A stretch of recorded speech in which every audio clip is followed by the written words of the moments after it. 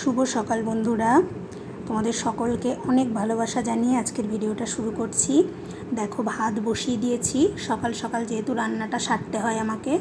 আর এদিকে দেখো, একটু ডাঁটা, আলু, পটল আর একটু কুমড়ো নিয়েছি, একটা সবজি করব।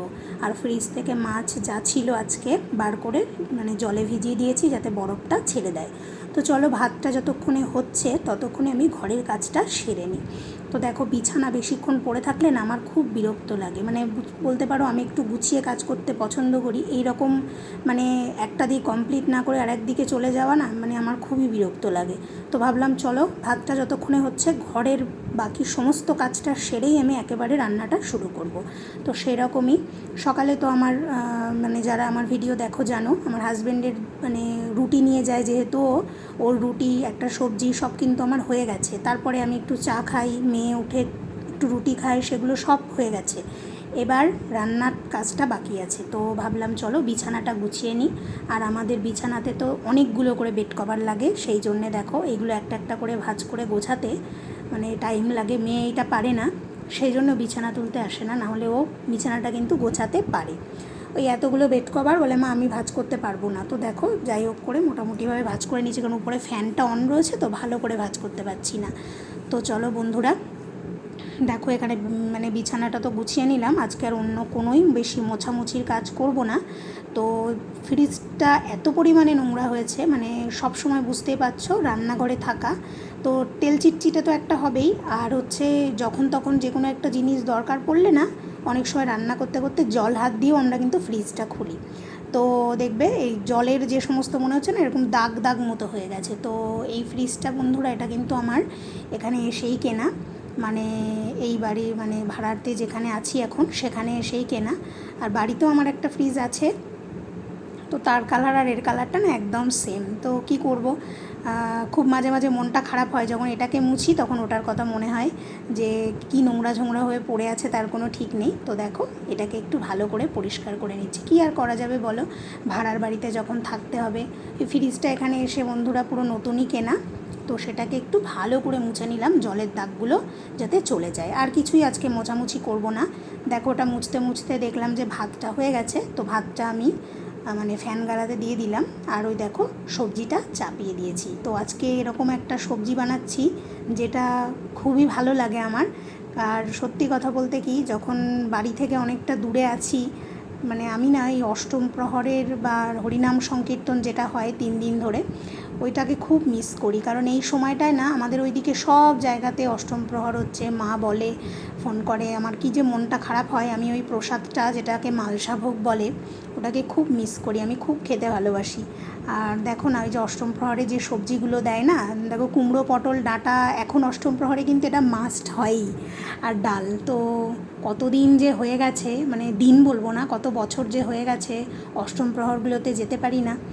কি বলবো, আগে যখন কলকাতাতে থাকতাম, তো আমার বাপের বাড়ি গ্রামে, আমি কলকাতাতে থাকি, কিন্তু থাকিও বলবো না, থাকতাম। তো এখন তো আছি আমেদাবাদে, যারা আমার ব্লগ দেখো তারা জানো। তো এই টাইমে এই শুধু শুনছি, তো তাই ভাবলাম আজকে সব কিছু রয়েছে, দেখি চেষ্টা করে। জানি ওটা ঠাকুরের একটা ভোগ, ওটার একটা আলাদাই টেস্ট হয়, সেটা হয়তো আমি আনতে পারবো না, কিন্তু ওই যে যেটুকু হয় অন্তত মনে তো একটু শান্তি হবে, সেই জন্যে এই সবজিটা বানাচ্ছি। তো বন্ধুরা, তোমরা কারা এরকম সবজি খেতে ভালোবাসো অবশ্যই বলো, আর তোমাদের কাদের কাদের ওখানে নাম সংকীর্তন হচ্ছে সেটাও বলো। তো চলো দেখি সবজিটা করে নিই। এবার এই সবজিটা বানিয়ে নিয়েই মেয়েকেও খেতে দিয়ে দেবো, আমিও একটু খেয়ে নেব। সকালে রুটি হলে কি হয়, রুটিটা না খেতে পারি না, হয়তো চা দিয়ে একটা রুটি খেয়ে নিই সকালবেলা, কারণ আমি উঠি তো সেই 6টার সময়, আর 10টা পর্যন্ত তো না খেয়ে থাকা সম্ভব না। যদি প্রতিদিন চাও না খেতে পারি, একটা রুটি আমি খেয়ে নিই, ওই গুড় দিয়ে খেয়ে নিই। আমি না গুড় খাই, চিনিটা খুব বেশি আমরা খাই না।